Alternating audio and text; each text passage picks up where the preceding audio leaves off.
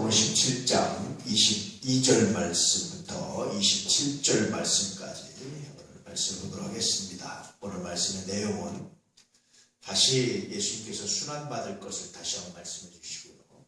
그 다음에 세금 문제에 대해서 아주 실생활의 실제적인 거죠. 이것은 나중에 제자들, 그 외에 또 교부들 계속되면서 굉장히 중요한 논쟁거리였었습니다. 과연 교회를 핍박하는 황제에게 세금을 내야 되느냐 말아야 되느냐, 굉장히 중요한 논쟁거리가 생겼었는데, 사실은 예수님께서 아마 역사를 아시는 예수님이 미리 이렇게 사람들에게 논쟁하지 않고 피해갈 수 있는, 해결할 수 있는 그런 길을 제시해 주시기 위해서 오늘 논쟁 가운데 함께 하시고 이렇게 말씀하셨다라는 생각이 듭니다. 이런 내용들을 오늘 말씀을 나누도록 하겠습니다. 자, 22절 말씀 함께 읽겠습니다. 갈릴리에 모일 때에 예수께서 제자들에게 이르시되 인자가 장차 사람들의 손에 넘겨져. 가이사랴 빌립보 지방부터 시작해서요, 변화산 사건, 다시 이제 갈릴리로 돌아오셨습니다. 원래 고향으로 돌아오셨고요. 이때부터 다시 이제 예루살렘을 향해서 가시는 거예요. 그래서 고향에서 마지막, 이 땅에서 마지막으로 오고 예루살렘으로 가셔서 이제 거기서 이제 십자가에 달려서 죽으시는 그런 시작입니다. 그래서 갈릴리부터 출발을 하셨잖아요. 복음을 전하는 것을. 다시 본인의 사역을 이제 공생애를 마무리하시는데 다시 어디서부터 출발합니까? 다시 또 여전히 갈릴리부터 출발합니다. 그래서 그곳에서 뭐에 대해서 말씀하시냐면 예수님의 사역에 대해서, 이제 십자가에 죽는 것과 3일 후에 부활하실 것에 좀 말씀하시고, 처음 사역하실 때는 뭐에 대해서 말씀하셨습니까? 회개하라, 천국이 가까웠느니라 라는 말씀을 하셨어요. 근데 이제 공생애를 마무리하면서 마지막 사역에 대해 시작을 하시면서는 자신의 죽음과 부활에 대해서 말씀하셨어요. 그래서 예수님께서 이렇게 비장하게, 사실은 굉장히 비장한 마지막 길을 이제 걸어가시는 그런 장면들, 그런 시작입니다. 그걸 하시면서 예수께서 제자들에게 이런 말씀을 하셨습니다. 인자가 장차 사람들의 손에 넘겨져서. 이때 사람들은 누굽니까, 여러분? 그 당시 유대를 대표했던 그룹들이 있다고 그랬죠. 대제사장들, 그 다음에 장로들, 그 다음에 서기관들, 뭐 이런 사람들이었습니다. 그래서 이런 사람들에게 넘겨진다라는 거예요. 이제 지금까지 우리가 계속해서 마태복음을 보아왔지만, 마태복음을 계속해서 보면서 우리가 느꼈던 게 뭐죠? 예수님께서 이 세 그룹과 어떤 한 그룹과도 손만 잡았다면, 그들의 요구를 적당히 들어줬다면, 적당히 타협했다면 아마 이렇게 되지 않았을 겁니다. 그런데 그들의 요구를 하나도 들어주지 않으셨어요. 사실은 그들이 물론 요구 자체가 부당했기 때문입니다. 부당한 요구에 타협하거나 들어주지 않으셨어요. 그 결과가 십자가 사건이었습니다. 뿐만 아니라 이 세 그룹은 굉장히 밀착하게 서로 돕는, 서로 그런 것이기도 하지만 동시에 서로 긴장관계에도 있던 사람들이었습니다. 그런데 예수님의 십자가에 못 박기 위해서 이들은 아주 밀착한 관계로, 다시 밀접한 관계로 다시 이제 관계가 돌아서게 됐죠. 어쨌든 예수님은 이런 사람들, 대표적으로 그 사람들입니다. 뿐만 아니라 이방인들, 뭐 빌라도라든지 이런 이방인들도 참여하게 됐죠. 그래서 대표적으로 그 세 그룹을 대표하는 사람들 뿐만 아니라 이방인들까지 포함해서 사람들의 손에 넘겨질 것이다. 자발적으로 넘겨진 건지 아니면 억지로 넘겨진 건 모르지만 어쨌든 예수님께서는 넘겨지는, 마치 어린 양의 도살장에 끌려가는 어린 양처럼 끌려가게 되는, 넘겨지게 되는, 하나님이신 예수님께서 자신의 주권을 완전히 포기하고 사람들이 이끄는 대로, 자기를 죽이려고 하는 사람들이 이끄는 대로 이렇게 아무런 저항 없이 따라간다라는 말의 의미가 이 말씀에 포함되어 있습니다. 그래서 예수님께서 여러분 십자가를 지신 것은요, 저항할 수 있는데 저항하지 않으십니다. 그냥 양 한 마리가 순순히 따라가듯이 따라가는 겁니다. 죽을 줄 알면서도 따라가는 거예요. 그렇게 순순히 따라가서 사람들에게 순순히 넘겨줘서 예수님께서 이제 십자가를 지시는 장면에 대해서 말씀하시는 거죠. 23절 말씀. 죽임을 당하고 제3일에 살아나리라 하니 제자들이 매우 근심하더라. 두 가지 말씀을 하셨잖아요. 첫 번째는 뭐를 나갑니까? 죽임을 당할 것이다. 두 번째는 뭐에 대해서 말씀하시죠? 3일 만에 살아날 것이다. 자, 여러분, 제자들이 이 말을 온전히 믿었을까요? 안 믿었을까요? 제자들은 완전히 이 말을 이해 못했습니다. 예수님께서 앞에서도 이 말씀을 하셨고 뒤에서도 이 말씀을 하셨어요. 여러 번 말씀하셨는데 제자들은 이 말씀의 의미가 정확히 뭔지를 이해하지 못했어요. 나중에 도마 같은 사람은 어떻게 합니까? 예수님께서 부활하신 나타났는데도 불구하고 우리가 부활하신 예수를 봤다는데 또 웃기지 마라. 내가 그 손에 창자국에 내가 손을 넣고 옆구리에 창자국에 내가 손을 넣고 손에 못자국에 손을 넣어보고 옆구리 창자국에 너를 만져보지 않고는 내가 믿지 못하겠다. 이미 이렇게 말씀하셨는데도 또 실제로 이렇게 하셨는데도 제자들이 못 믿었잖아요. 그러니까 여전히 제자들은 뭐 한 겁니까 여러분? 이 말씀을 완전히 이해하지 못한 거예요. 하긴 여러분 죽었다 내가 3일 만에 살아날 것이다 라는 말을 100% 이해하고 인정할 만한 사람이 몇 사람을 있겠습니까? 경험하기 전까지는.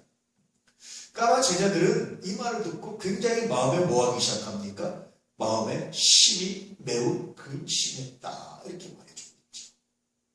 이 말의 의미를 정확히 이해하지 못했기 때문에 아마 이런 것 같습니다. 예수님께서 왜 이러셔야 되는지. 단순히 죽었다 살아난다 라는 말의 의미보다는 자기들은 예수님이 뭘 말했습니까? 이제 왕이 되고 메시아가 되고 이제 로마를 물리치고 유대를 독립시키고 가나안 땅을 다시 회복하고 이런 영광스러운 주님만 생각했단 말이죠. 근데 주님이 계속해서 말씀하시는 틈만 나면 말씀하시는 거 뭡니까?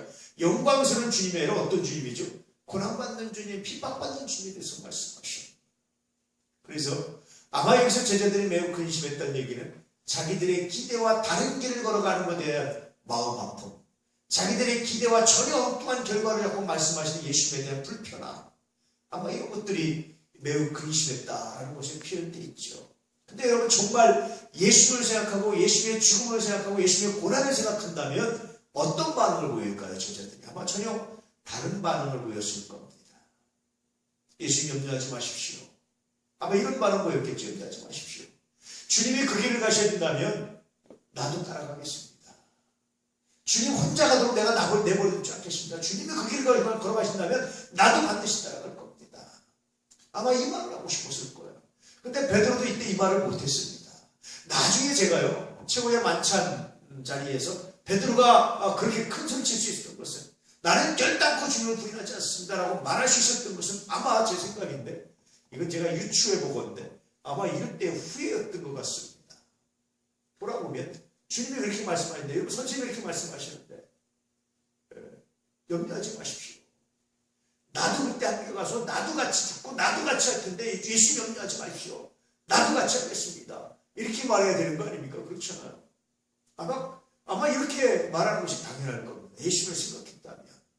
그런데 근심했다라는 말의 의미는 자기들의 기대와 전혀 다른 행동을 하는 일반적으로 메시아라고 알고 있던 그런 메시아생과 전혀 다른 길을 걸어가는 아마 이 기대가 어긋난 것에 대한 마음 아픔, 슬픈 마음 이런 것들이 근심으로 표현된 것 아닐까 싶습니다. 그래서 이때까지도 제자들은 예수님이 어떤 길을 걸어가신지 왜 그래야 되는지 제대로 알지 못했던 심지어는 변화산 사건을 경험해서 이제 베드로는 어느 정도 알고 있었을 텐데 요한과 야곱은 어느 정도 느끼고 있었을 텐데 불구하고 아직도 100% 이 말을 제대로 이해하지 못했던 그런 약함이 제자들 가운데 있었습니다. 그럼에도 불구하고 예수님께서 다시 말씀을 갈릴리에서 다시 시작하시면서 이제는 갈릴리부터 다시 출발해서 예루살렘으로 올라가시는 길에 다시 한번 이 말씀을 하시죠. 그래서 자신이 이 땅에 오신 목적, 왜 왔는지, 어떻게 해야 되는지, 성취하고자 하는 것이 무엇인지에 대해서 우리에게 말씀해 주신 거예요. 그것은 우리를 구원하시기 위해서 라는 메시지가 계속 들어있는 겁니다. 내가 왜 주님을 당하느냐? 너를 구원하기 위해서. 그래서 저는 간혹 가다가 이런 아쉬움이 있죠. 만약에 제자들이 이때 좀 지혜롭게 생각해서 예수님께서 이제까지 행하신 능력을 보면 오병이의 기적을 행하고 바람과 바다도 잠잠케 하고 죽은 자도 살려내고 이 수많은 기적을 행하신 예수님께서 십자가를 치는 이유가 무엇입니까? 죽으셔야 되는 이유가 무엇입니까? 고난받아야 되는 이유가 무엇입니까? 우리에게 가르쳐 주십시오. 아마 이 물어볼 수 있잖아요. 이런 물음도 못 물었어요. 아마 그랬다면 주님께서 뭐라고 대답하셨겠습니까? 아마 이렇게 대답하셨겠죠. 내가 세상의 모든 죄를 지고 내가 세상 사람들의 모든 죄를 내가 짊어지고 내가 죽는 것이 세상을 구원하기 위한 아버지의 길이다, 아버지의 방법이다, 아마 이렇게 얘기했겠죠. 그럼 제자들 아마 좀 더 많은 이해를 가지고 있었을 거예요. 근데 이런 질문을 못합니다. 여러분, 제가 늘 말하지만요, 질문하는 사람이 위대한 사람이에요. 질문은 굉장히 위대한 겁니다. 전쟁가도 말했지만 질문은요, 자기를 초월하는 굉장히 중요한 순간이 질문입니다. 질문을 왜 합니까? 뭐를 깨는 거예요. 자기의 지식이 끝나는 그 순간에 질문하는 거예요. 그래서 끝나는 그 순간에 질문을 통해서 답변을 드리면 자기의 지식을 초월하고 넘어서는 겁니다. 한 단계씩 넘어서는 거예요. 질문이 위대해요. 간혹가다 말씀드리지만 학생들도요, 어떤 사람이 성장을 하는 줄 아십니까? 공부를 가르치다 보면, 강의를 하다 보면 질문하는 아이가 성장해요. 그 질문하는 아이가요, 질문이 이렇게 학기 초, 학기 말에 가면 질문이 성장을 해요. 1학기 때 들었는데 2학기 때 제 강의를 들어오잖아요. 1학기 때보다 2학기 때 애들이 질문이 성장한 거예요. 여러분, 이게 성장입니다. 내가 아는 것을 무엇을 말하는 것이 그것보다도요, 질문하는 게 더 깊어져요. 좀 더 차원이 달라져요. 이게 성장이에요. 제자들이 만약 이때 정말 성장했다면 뭐 해야 됩니까? 질문해야 돼요. 그 질문하지 못한 거 보니까, 질문 안 한 거 보니까 제자들은 뭐 한 겁니까? 성장하지 않았다. 그렇게 많이 탁월하게 성장했다라고 볼 수 없었던 거예요. 이게 제자들의 현실이었습니다. 그런데도 불구하고 놀라운 것은 이런 제자들을 예수님이 택하셔서 이런 자들과 함께 구원 사역을 이루시고 이런 자들을 통해서 위대한 역사와 위대한 사역을 이루어가시고자 하시는 주님의 마음이 나타났어요. 놀랍잖아요. 그래서 여러분, 사실은 제자들을 탓할 게 뭔데 우리도 마찬가지예요. 제가 이제까지 태어나서 들었던 설교가 대충 몇 편이었을까? 또 생각해보니까 수도 없이 많아요. 내가 그렇게 많은 설교를 듣고 뭘 깨달았나, 얼만큼 잘았나. 물론 잘았죠. 많이 잘았죠. 믿음이 은혜 가운데, 참 하나님 은혜 가운데 잘았죠. 그렇지만 들은 거에 비해서 그렇게 많이 잘한 것 같지는 않아요. 또 내가 얼마나 많이 설교를 했나. 여러분, 설교를 하는 것은요, 듣는 것보다 훨씬 더 많은 힘이 들어가거든요. 훨씬 더 많은 것들이 들어가거든요. 근데 그거에 비해서 별로 그렇게, 그거에 비해서 이렇게 많이 잘한 것 같지가 않아요. 그렇잖아요. 제가 여러분, 일주일이면 보통 설교를 몇 번 합니까? 새벽 예배, 수요예배, 금요일 기도회, 주일 오전, 오후 이렇게 치면 대략 한 10번 정도는 한단 말이죠. 그렇잖아요. 거기다 신방 가고 아니면 뭐 다른 데서 또 설교하고 뭐 그러면은 하여튼 기본이 10번이고 대부분 10번이고요. 그 이상을 하잖아요. 그럼 한 달이면 몇 번입니까? 이건 40번을 하잖아요. 1년에 몇 번 하는 줄 아십니까? 200번 이상을 합니다. 200번이 뭡니까? 한 달에 40번이면 1년이면 400번에다가 480번을 하는 거예요. 제가 여러분 17년 지금 목회를 거의 지금 한 27년, 26년 정도 했으니까 뭐 예전에 그렇게 많이 설교 안 했지만 몇 번 하는 거예요. 제가 가끔가다 돌아오면서 그런 겁니다. 설교는요, 내가 설교하지만 여러분한테만 하는 게 아니라 첫째 저한테 하는 겁니다. 제가 들어야 하는 말씀. 그래서 제가 다시 이렇게 녹화를 하거나 이러면서 다시 들어보는 거예요. 계속 들어보면서 하나님 이 말씀에 순종하기 원합니다. 하나님이 주시는 메시지에 내가 순종하기 원합니다. 그래서 자랑하기를 원하는데, 근데 다 묵상하는 것은 내가 들은 말씀에 비해서, 가르침받은 것에 비해서 내가 성장하지 않는 나를 발견해요. 그래서 제자들의 이 마음이 충분히 이해가 되는 거죠. 위대한 거죠, 사실은. 그런데도 불구하고 주님이 이런 제자들을 부르셨듯이 그래서 나를 부르셨구나. 나를 쓰시는구나. 그런 생각을 할 때가 굉장히 많습니다. 어쨌든 제자들은 알아듣지 못했어요. 근데도 불구하고 주님 말씀하셨어요. 왜 말씀하셨을까요? 나중에 기회가 돼서, 때가 돼서 이때를 회상해보고 알라고 말씀하셨어요.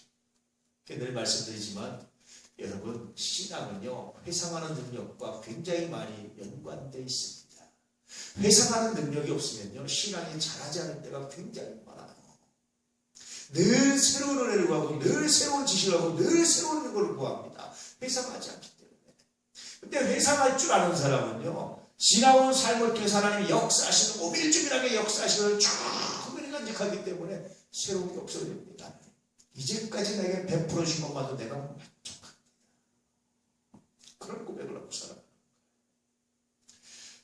회상의 능력을 간직하시기를 축복합니다. 이제까지 하나님이 여러분에게 말씀하시고 주시는 애가 얼마나 놀랍습니까? 하나님 그거 내가 족합니다. 더 이상 안 주셔도. 아마 이런 믿음 가지고 있으면 웬만해서는 힘이 들지 않을 겁니다. 근데 여전히 예나 지금이나 사람들은 잃어버리고 다시 새로운 일을 구하고 새로운 능력을 구할 때가 얼마나 많은지 이런 것들이 여전히 슬픔일 때가 점점 있습니다. 자, 24절 말씀 읽겠습니다. 가버나움에 이르니 반세계를 받는 자들이 베드로에게 나와 이르되 너의 선생은 반세계를 내지 아니하느냐. 예수께서 기적을 많이 행하신 동네가 가버나움이에요. 그래서 갈릴리에서 다시 갈릴리 지역에 있었는데 그쪽 지역에 가버나움에 갔습니다. 반세겔이라는 것은 뭐냐면 그 당시 인도세예요. 성전세입니다. 모든 유대인 남자들은 성전 유지 비용으로 해서 성전 수리를 위해서 1년에 반세겔씩을 냈어야 돼요. 그런데요, 반세겔 동전이 없었어요. 그만큼 적은 금액이었습니다. 근데 모든 국민이 다 냈어요. 이스라엘은 다 내야 돼요. 이게 사실 다 보면 어마어마한 돈이죠. 그래서 예수님께 왜 성전세 내지 않느냐? 성인 남자라면 당연히 유대인은 내야 되는데 왜 너희 선생은 성전세 내지 않느냐? 그렇게 이제 베드로에게 묻습니다. 이 지역은 베드로의 고향과 연관되어 있는 지역이기 때문에 아마 이 사람들이 베드로를 알았을 겁니다. 그래서 와가지고 왜 너희 선생은 성전세를 안 내느냐? 왜 반세를 안 나느냐? 이렇게 이제 베드로에게 질문을 하죠. 베드로가 이렇게 대답합니다. 25절 말씀.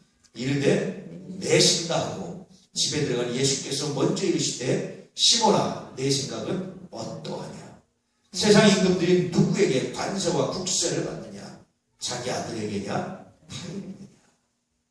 그러자 베드로가 예수님께 묻지도 않고요. 네, 염려하지 마. 낼 거야. 우리 선생님도 낼 거야. 그러고 들어가는 거예요. 이렇게.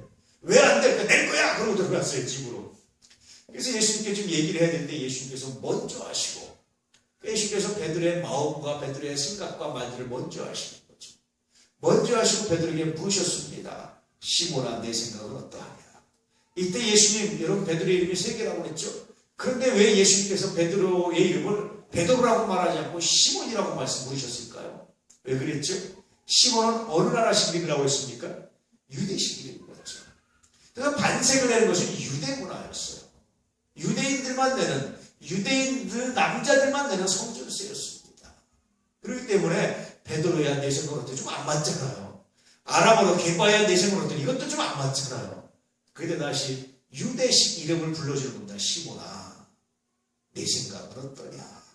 너 유대인 남자지? 너 유대인이지? 너 유대인 성인이지? 이제까지 너도 성전세 냈지? 그래 내 생각은 나도 내야 된다고 생각하니? 이렇게 묻는 거야.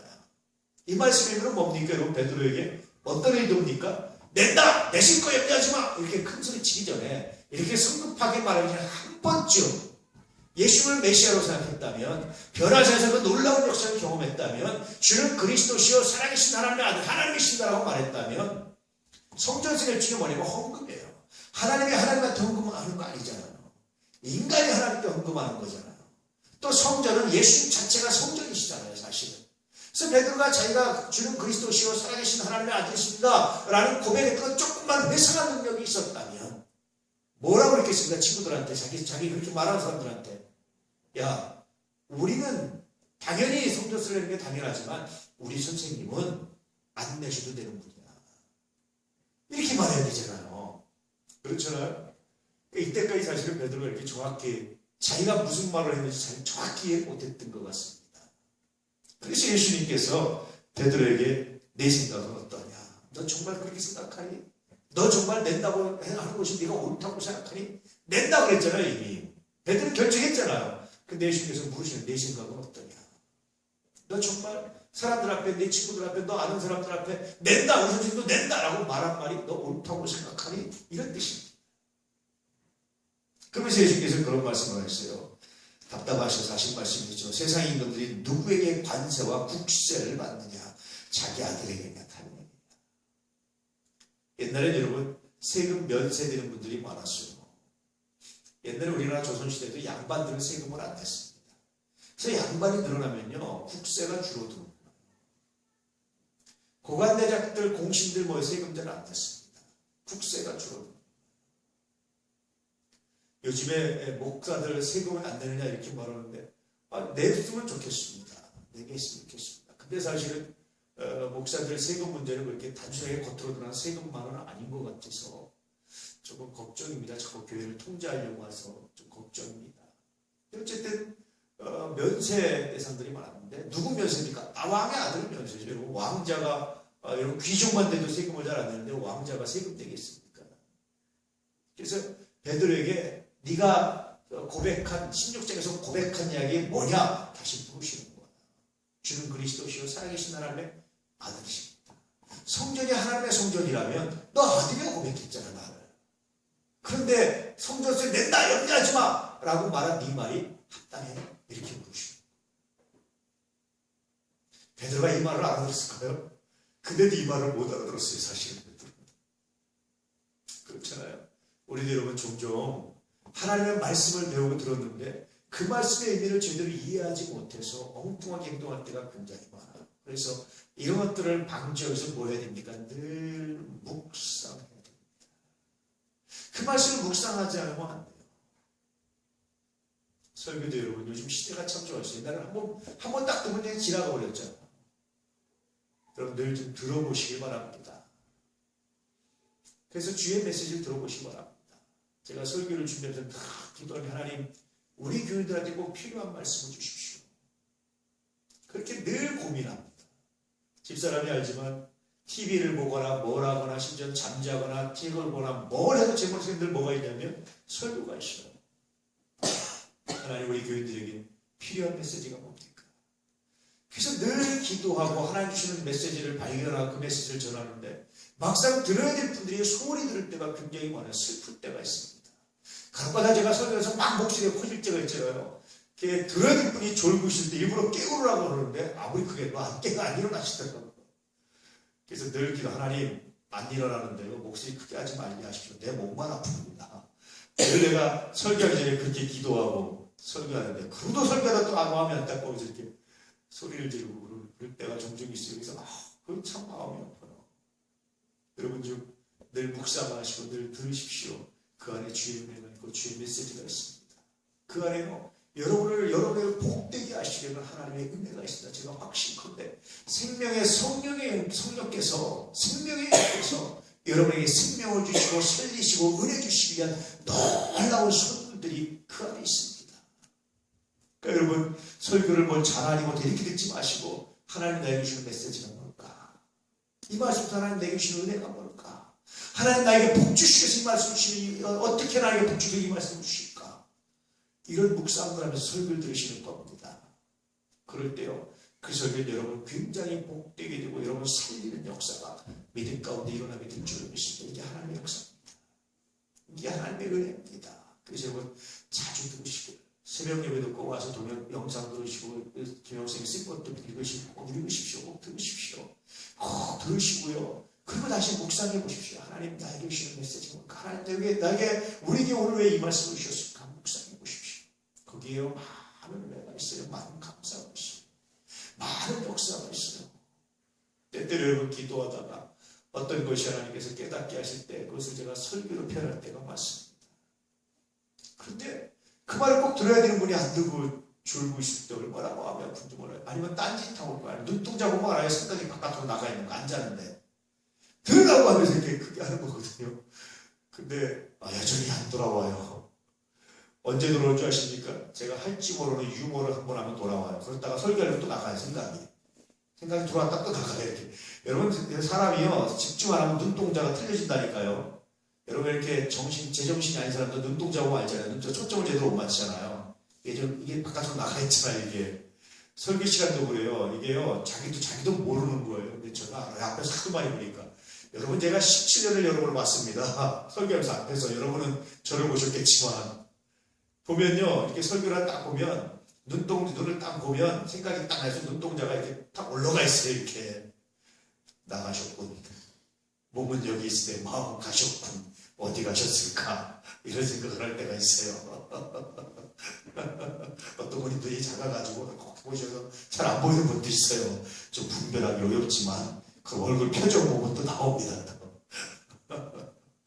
그래서 여러분은 설교 듣는데 전문가지만 저는 여러분 눈동자나 표정을 보고 정신이 나갔는지 안 나갔는지가 아는데 전문가입니다. 여러분에 대해서만. 그렇습니다. 그런데 여러분 집중해서 들으십시오. 자꾸 마귀가요, 말씀을 빼앗아가요. 이렇게 씨앗을 빼앗아가요. 내 마음에 자꾸 다른 생각을, 다른 걸 넣고, 자꾸 왜 이러지 않는 생각을 넣고, 자꾸 다른 생각을 해서 뺏어가요. 근데 집중해서 마음을 들으시고 착하고 좋은 마음으로 말씀을 들으시면 정말 복되게 될 겁니다. 제가 매주 하는 이 기도가, 하나님 우리 교회들이 어떤 말씀이 필요합니까? 라는 이 기도가 이 설교에서 여러분에게 나타나고 있습니다. 꼭 기억하시길 바랍니다. 할렐루야. 베드로에게 이런 질문을 하셨습니다. 참 슬픈 거죠. 26절 함께 읽겠습니다. 베드로가 이르되 타인에게 이이다. 예수께서 이르시되 그렇다면 아들들은 세를 면하리라. 이 말을 듣고 베드로가 무슨 생각을 했을까요? 주는 그리스도시요 살아계신 하나님의 아들이십니다. 당연히 세를 면하는 거 아니냐? 이 말씀을 하시고 직접적으로 하셨거든요. 근데 베드로가 그럼 무슨 말을 해야 됩니까? 주님, 제가 잘못했습니다. 제가 다시 나가서 내가 아는 사람들한테, 친구들한테 우리 주님은 세 안 돼도 된다라고 내가 선포하고 있겠습니다. 뭐 이래야 되는 거잖아요. 근데 그 말을 못하는 거예요. 그럼 예수님께서 너 왜 못하느냐 베드로? 네가 말을 왜 못하는데 빨리 가세! 이렇게 하다 저 내쫓아야 되잖아요. 근데 주님도 그렇게 안 하셨어요. 그래서 주님이 다음과 같이 말씀하셨습니다. 27절을 그러나 우리가 그들이 실족하지 않게 하기 위하여 내가 바다에 가서 낚시를 던져 먼저 오르는 고기를 잡아 가져 입을 열면 돈 한 세겔을 얻을 것이니 가져다가 나와 너를 위하여 주라 하십니다. 예수님께서 이렇게 말씀하십니다. 내가 안 내도 되지만 너 분명히 내가 하나님 아들이라고 고백했지 않니? 안 내도 되지만 그러나 그들이 실족하지 않게 하면서 그들이 이런 사소한 문제로 시비 걸지 않게 하기 위해서 이런 사소한 문제 때문에 내가 지금 예루살렘을 가서 십자가를 져야 되는 놀라운 일을 이루어야 되는데 이런 분에 방해받지 않기 위해서 그래서 세금을 낼 거다. 내는데 기가 막힌 방법을 했는데 이런 반세계를 그 당시 동전이 없었다고 그랬죠. 그만큼 작은 돈이에요. 요즘에 여러분 10원짜리 찾아보기 어렵죠. 그만큼 작은 돈. 1원짜리 찾아보니까 그만큼 작은 돈. 예전에 저 어릴 때는 1원짜리 사탕도 있었거든요. 노트가 30원, 10원이면 굉장히 좋은 노트였죠. 예전에 그렇죠. 안 좋은 거는 뭐 이렇게 10원도 안 되고 막 그랬잖아요. 연필도 아마 굉장히 싼 게 있었고 그래서 길 다니다 1원 주시면 1원 가지고 이렇게 사탕 하나 사 먹을 수 있었던 것 같습니다. 근데 지금 1원짜리 없잖아요. 그만큼 작은 돈이에요. 그럼 여러분 예수님이 아무리 머리를 곱이 다니셨지만 예수님이 이렇게 다니면서 회계관리하는 사람이 누굽니까? 유다잖아요. 유다 오라고 그래. 유다 하고 불러가지고 야 반세겔 좀 줘라. 이렇게 얘기할 수 있잖아요. 그런데 예수님은 그 돈으로 안 하셨어요. 참 재밌죠. 그 돈으로 안 하셨어요. 왜 안 하셨을까요 여러분? 분명히 반세겔 정도 충분히 유다가 가지고 있었을 텐데 왜 여러분 그 돈으로 안 하셨어요? 자기들 사람들이 다니면서 이렇게 헌신하고 헌금하고 예수님이 이렇게 도우려고 했던 사람들이 있었단 말이에요. 그래서 넉넉하게 안 하셨지만 그래도 이렇게 다니면서 끼니는 떼우고 이렇게 하셨단 말이에요. 그런데 왜 그 돈으로 안 하셨을까요? 안 하시면 어떻게 하십니까? 베드로한테 너 가서 바다에 가서 낚시 좀 해와. 낚시 잡으면 첫 번째 잡는 물고기 입을 벌려보면 어떻게 합니까 여러분? 거기에 돈 한 세겔이 물고기 입에 있을 거야. 여러분 이게 사실 상상이 됩니까? 한 세겔이 있을 거야. 그럼 그걸 가져다가 원래 몇 세겔 된다고 그랬죠? 반세겔이잖아요. 가져다가 한 세겔은 2인분이에요. 이제 당시 반세겔 돈이었기 때문에 사람들이 대부분 한 세겔을 해가지고 우리 둘이요 돈을 냈단 말이에요. 이렇게. 그러니까 한 세겔 가져다가 예수님 뭐라고 그러시죠? 나와 너를 위해서 내. 베드로한테 이렇게 말씀하셨어요. 나중에 시간이 돼서 베드로가 이 말씀을 잡면서 어떤 생각을 했을까요? 맞아, 내가 주를 하나님의 아들이라고 고백했고 그랬구나. 예수님께서 다시 나를 깨닫게 하셔서 유다 너 갖다 내. 그럼 베드로가 잊어버릴 겁니다. 맛있게. 그런데 기적적인 방법으로 다시 아주 신기한 방법으로 돈을 얻었어요. 이렇게. 그래서 세금을 냈어요. 평생을 베드로가 잊지 못하는 거예요. 예수님이 세금을 안 내셔도 되는 예수님이 세금을 내신 것에 대해서 이해하게 되는 거예요. 세금을 안 내셔도 되는 예수님이 세금을 내기 위해서 자기를 깨닫게 해서 얼마나 놀라운 일을 하셨는지. 안 내셔도 되는 돈이기 때문에 자기들이 있는 돈에서 내지 않고 물고기가 무너져 드는 것 가지고 내면서 내신 냈지만 또 다른 방법으로 메시지를 하던 예수님의 마음을 베드로가 비로소 알게 됐을 겁니다. 나중에 이것이 이제 로마 정부에 핍박하는 정부에 세금을 내야 되느냐 말아야 되느냐. 유대인들도 로마인들에게 세금을 바쳐야 되느냐 말아야 되느냐. 나중에 예수님이 이 문제를 또 하십니다. 가이사에게 하나님의 것은 하나님에게. 그래서 여전히 세금 내는 것에 대해서 두려움이 없으셨어요. 몰라 어떤 사람들은 야 이단들이 하는 그런 기업들 물건 사지마 그거 가지고 악한 일에 막 이러잖아요. 여러분 별개입니다. 사실은요 역사를 통해서 참 재밌는 현상이 뭔지 아세요? 돈이 많아지면 타락해요. 이단들 빨리 망하게 하는 방법이 뭔지 아십니까? 돈 많아지면요 타락합니다. 타락해요. 기업이 돼버리고 타락합니다. 이제 그게 안 돼요. 그게. 저 지금 우리 세월호 사건 이렇게 또 구원파 왜 저렇게 되는 줄 아십니까? 저 돈이 많아서 타락해가지고 문제가 지금 난리가 났어요. 지금 이 돈 싸움, 주도권 싸움. 돈이 많아지면 타락하게 돼 있습니다. 너무 그런데 예민하지 마십시오. 물론 뭐 일부러 가서 돈 대주고 이렇게 할 필요는 없지만 그러나 너무 예민하게 이단 거니까 안 되고 머리 이런 생각 가지고 하지 마세요. 내가 필요하니까 내 필요하면 그래 사서 쓰는 겁니다. 나머지는 하나님께 하십시오. 좀 여유롭게 좀 세상을 살아갈 수 있으면 참 좋겠습니다. 할렐루야. 그게 은혜잖아요. 그냥 이단 거니까 뭐가 안 되고 뭐가 안 되고 이렇게 살아가면요. 이당 사람들이 있어요. 예수님당 사람들이. 로마한테 세내면 안 돼. 그들이 군대를 양성해가지고 다시 우리나라 쳐들어오니까 그건 반역하는 행위다. 뭐 이런 생각을 가지고 살았단 말이죠. 그래서 예수님께 이런 질문을 하는 겁니다. 후대에도 이런 질문이 왔어요. 이때 예수님께서 하시는 말씀이 뭡니까? 네. 그거 낸다고 해서 뭐 잘못되고 그거 낸다고 해서 뭐 하는 거 아니고 그 돈이 있다고 해서 그들이 뭐 더 하는 거 아니고 역사는 누가 주관하시는 겁니까? 하나님이 주관한다는 굉장히 강력한 메시지가 이 안에 들어있는 겁니다. 그래서 오늘 말씀께서 예수님께서 베드로의 무지를 베드로의 회상의 능력을 다시 깨우쳐 주시고 나중에 베드로가 이걸 회상하면서 이 생각하면서 많은 것을 깨닫고 생각하고 회개하고 주님이 자신에게 얼마나 많은 은혜를 주고 얼마나 많은 가르침을 주신 줄 비로소 알게 되고 그러면서 십자가에 거꾸로 못 박을 정도까지 죽을 정도까지 그렇게 주님을 위해서 살아갔던 베드로 이런 베드로였습니다. 오늘 여러분 사실 베드로보다 우리는 더 많은 말씀을 배운 거예요. 베드로는요 우리만큼 이렇게 완벽하게 성경이 없었습니다. 이 당시 우리 더 많이 알아요. 성경을 통해서. 근데도 불구하고 잊어버리고 내가 이 순간에 주님을 어떻게 고백해야 되는지 내가 이 삶에서 주님을 어떻게 믿어야 되는지 내가 이 고난 가운데 내가 주님을 어떻게 신뢰해야 되는지 어떻게 살아야 되는지 잃어버리다가 엉뚱한 소리 하는 베드로처럼 엉뚱한 소리 하는 우리들은 아닌지 한번 좀 돌아보게 되는 말씀입니다. 오늘 말씀부터 제가 주신 메시지를 기억하시길 축복합니다. 할렐루야. 주님의 고난과 주님의 십자가가 우리를 구원하시기에 놀라운 사건인 것을 예언하시고 이루시고 이루어가시는 주님의 역사를 만나보시기 바랍니다.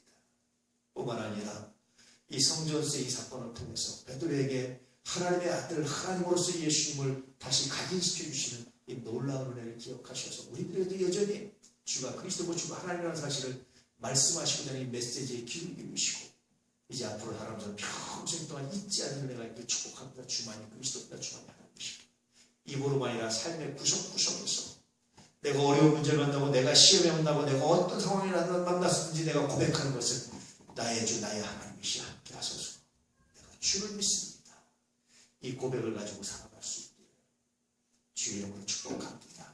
주님이 우리 모두의 왕이십니다. 할렐루야. 기도하겠습니다. 할렐루야. 아버지 하나님 감사합니다. 오늘도